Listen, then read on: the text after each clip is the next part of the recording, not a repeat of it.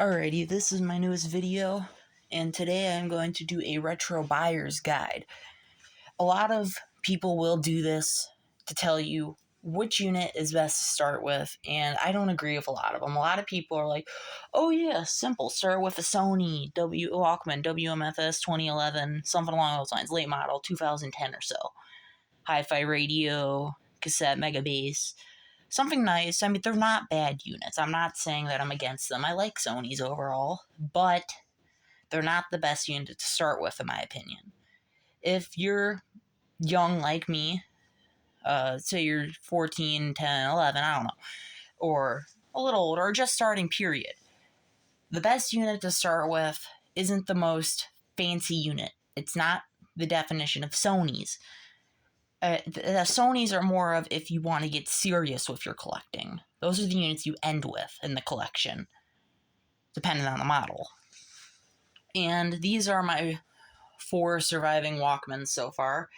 My T27 is down on operation, and I don't have any others really. I use these things a lot though. And my daily driver Walkman of the bunch is my Sony Sports with the action grip WMSF or SXF 30. Sorry, that number always gets me. But the only reason I use it as a daily driver is because I don't know. I modded the speed on it. It has the 2 times mega bass, and it makes it a good daily user.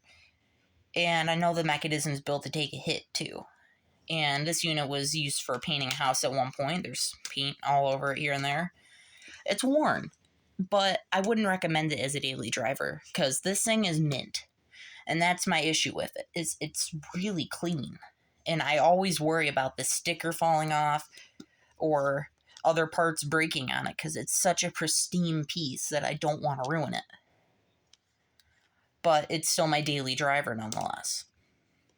But that's if you're into a little harder, like middle of collecting era. So if you're to start collecting, you don't start with this. You don't start with this. You don't start with this. You start with the cheapest, simple option. This one is rare. It is not, if you're to get one, don't get one of these. These are extremely rare in the dark blue, but if you're to get the yellow one, they're worth $10, and I have modded the speed a bit on it because it went too fast from it. Just sitting around, the knob wound up slowly adjusting itself on bumps. And what makes this unit great as a daily driver is that it's cheap, play, fast forward, stop. It couldn't get more simple. Got AM and FM radio. It's water resistant. It's super durable. These things don't fail you. It's hard to find them for parts. This one has original belts on it, and it can still stall the motor out if you want it to. It's impressive. And it gets wicked loud, and it doesn't have like a super cheap amp. The head, though, on it is a little cheap. 5G towers will interfere with your playback heads on cheaper units, even some of the high-end units. And the only reason I'd ever recommend something like this to start with is because it's a GPX. They made some good crap for their time. If so, I'd start with something by them with auto reverse, something nice. And then there are your other options, of course. There are the Sonys and all that. You could get a nice cheap Sony to start with, but they could range, like if you don't have a job like me, I'm kind of just starting a bit of a restoration business, for crying out loud. I get $20 a month for doing chores. I would have to wait 2 months until I could buy a Sony, like a cheap Sony, and maybe if I'm lucky working. But if I got a GPX, I could pay $10, $15 for the yellow version of this, and it could be a great starter Walkman. This one is, I believe, from 2010, so it's pretty new for its design, but it's been with me for a while, and it screams personal stereo. It's a bulky unit, and it's cool. I love this thing overall. I love the dark blue. If you could ever find a dark blue one, get your hands on it. They're very rare. And for what it is, it's a great unit. Its water resistance isn't bad. Its radio isn't really that bad either. The tape part works good. And it's a great starter unit. I mean, granted, I actually do have 2 more cassette players lying around somewhere. One's in my backpack and the other's by my backpack. I just remembered the General Electric I got. And that's basically like this: play fast forward stop, just no radio, which is the genius source of the starter Walkmans. And then the cost, which is also a great starter Walkman. But yeah, so GPX made these cheap, auto reverse. You can go on eBay and get one used, fully working. Better than this hi-fi radio, auto reverse, bass boost for like 10, $15. They're a great starter source. And if you're getting into collecting, definitely a great unit to start with. You can enjoy it. Collectors won't hate you if you use it and break it because it's simply super calm and dependent on the edition.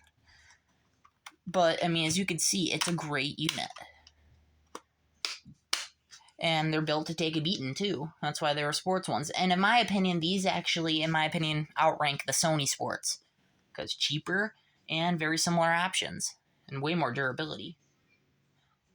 And so this unit is my GPX model number C3202D in the super rare dark blue edition. And I got it free. It was from my old bus aide. She had it for a long time. I even have the original headphones. But the thing is, it's lasted me a long time, and it still works great. And I love it. I used it the other day, actually. And granted, it's rare. That's the only reason I don't use it as much as I'd love to. I'd use it as a daily driver if it wasn't in the legendary dark blue. But since it's that rare, it's more of a display piece. But I do use it once in a while. Because I like my stuff and I enjoy them. But it's definitely the best starter Walkman. Now, though, if you are to get into the middle of collecting, or like getting into it a bit more, then you get your hands on the Sonys. This is my very first Sony Walkman, my very first sports Walkman. This is a Sony sports model WMAF59. This unit, as you can see, it's not in the best shape. I've had it for a while now. My friend got it from another friend who found this and another one in the attic. One missing the tuning knob, one missing the volume knob. My friend got the one with the missing tuning knob. I traded him a Lego guy for it. So, hey, good deal. And this unit, when I first got it, the speed knob was caved in a bit and the rubber was missing, so it played too fast.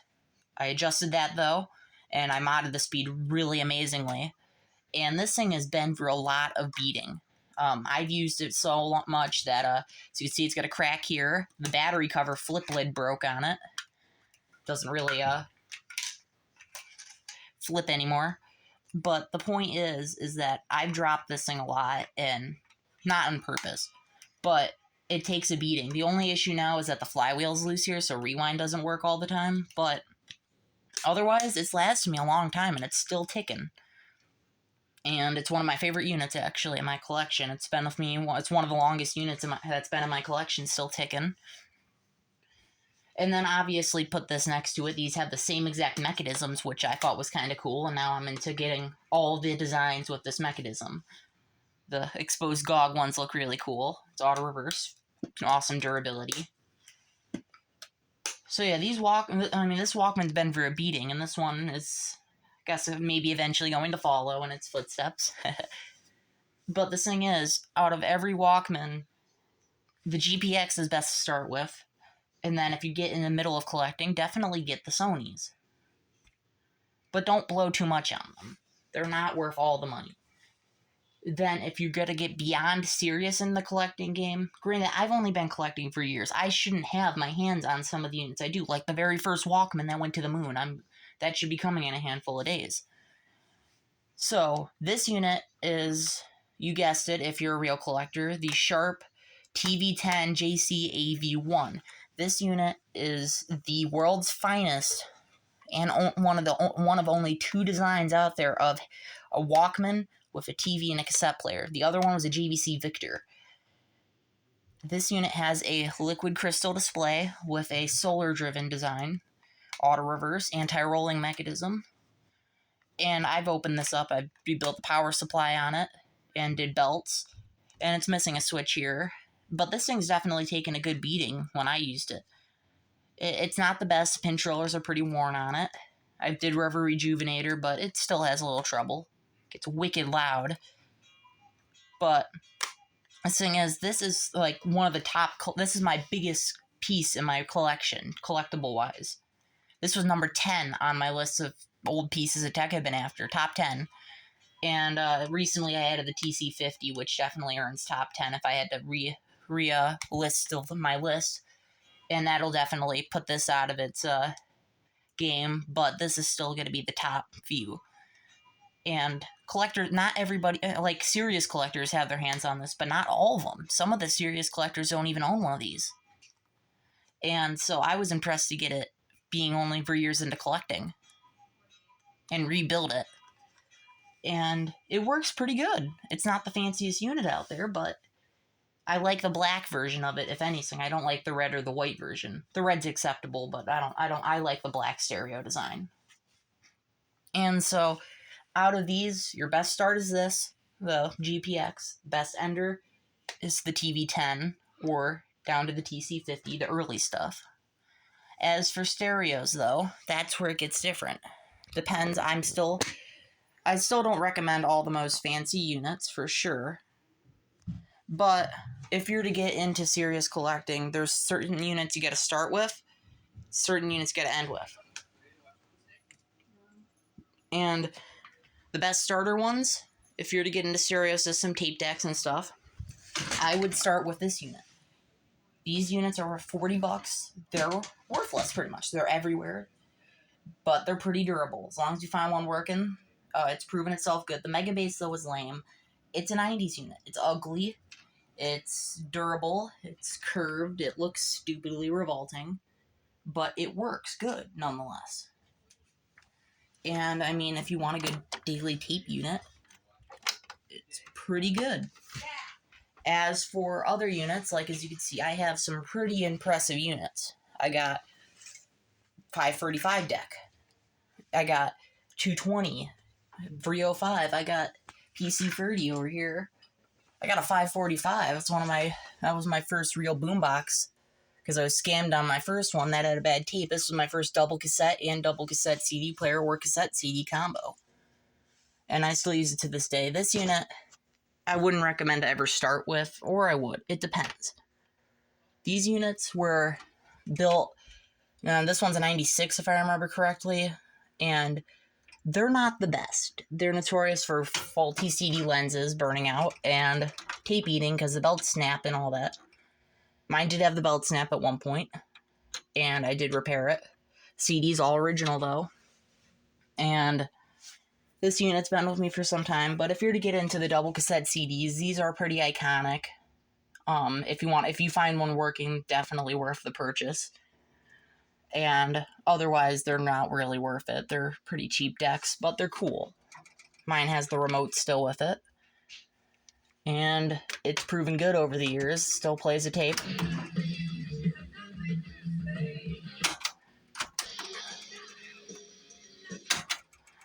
And granted, it doesn't sound so fancy. Those belts still need to be kind of broken in. It's still one of my preferred units. And then as for others, if you're to start, definitely start with like the S350 over here. And maybe work your way up to the extremely beyond rare, like my 305 or my 220, which is a quite rare unit. And if you want to get a nice retro-looking starter boombox, the PC30 isn't terrible, but it's not great. They're notorious for some belt issues and stuff. Mine did have that. But after all of it, it's still kind of junk. I don't even think it's plugged in. No, it's not. And then if you want to get super serious to the extremely rares, definitely consider things like this beautiful General Electric 8-track player. This unit I opened up once because the belt wasn't slipping, but it hit a gummed up point and it wasn't spinning the tape. So I had to manually spin it, the flywheel on it. But my setups for 3 years, about 4 now actually. In 1 year I'll be on my 5th year anniversary. I mean, my setup's gone a lot more than a lot of other collectors out there, and I fix a lot of these too. And for sure, if you're to start with any of these units, I'd recommend a lot of them, actually. You'd be surprised on how, like, the cheaper units, like this Magnavox here, that Funai over there, same exact mechanism. This thing has been with me for years now, and this thing keeps ticking. And I'd very much recommend the Magnavox. I believe this one, yep, MWD2206A. And this one's really lovely. I love that unit. Or the Sanyo. These are pretty good starter units. Even daily use units, like the stereo here. This is a common one. And besides it has that 1 in a million chance of being from a TV series I watched, it's actually a great unit. Very cheap, very nice. It's got a good amp overall. And so if you really get into collecting, definitely start with the cheap but good. And then work your way up to the extremely rare but not as good. And one thing you'll know about Sony's eventually is that they aren't durable. They were built loaded with the options, none of the durability. That was the issue with them. Cheaped out on the belt compound, power supplies on units, the gear, the blue gear on the VCR. They had a lot of cheap sources. And like the GPX, they don't have it. No, they have a cheap source. It's limited options, but they put all the money into the durability. And they were able to sell them cheap and get a bunch of money. And like the TV10, the only part they really cheaped out on this was the power supply mainly, and that and the solar-driven screen. But that is also good for the environment, I guess. But so you could see these units that they overall went, like these units go pretty far back, depending on the model. The 59 came out in 89, if I remember correctly. I don't know when this came out, but judging by the curvature, 90s. This unit's an 86 model. And this unit's from 2010, as far as I remember searching up. And so, surprisingly, don't get a new remake for sure. You start with an old book good, like this unit or a cost tracker, designs like that. But they're all nice units overall. And I can compare speed modding. I mean, I have speed modding on all of these, but I'll show you how they sound like in a sec. Alright, here's what this one sounds like. It does all these units do with speed mod except the TV10.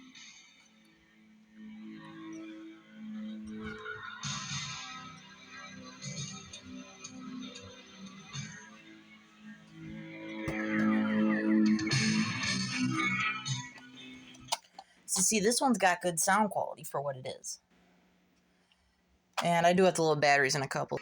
This unit is my history of the speed modding. This unit brings it all back, and as you can hear, with the speed mod I did way back when.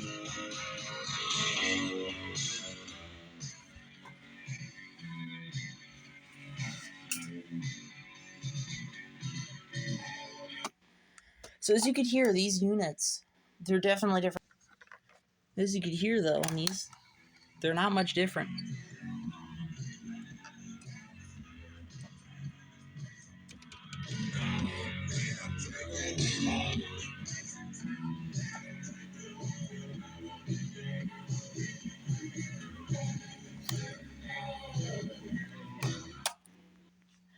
Here's the holy grail, and you're actually going to be surprised in how the expensive ones could actually sound worse than the others.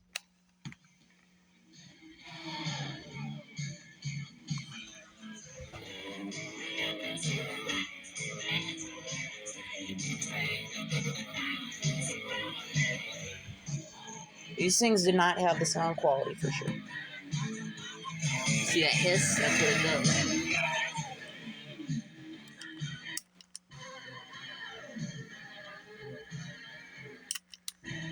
This unit wasn't the best, and as a result, it didn't win, in my opinion.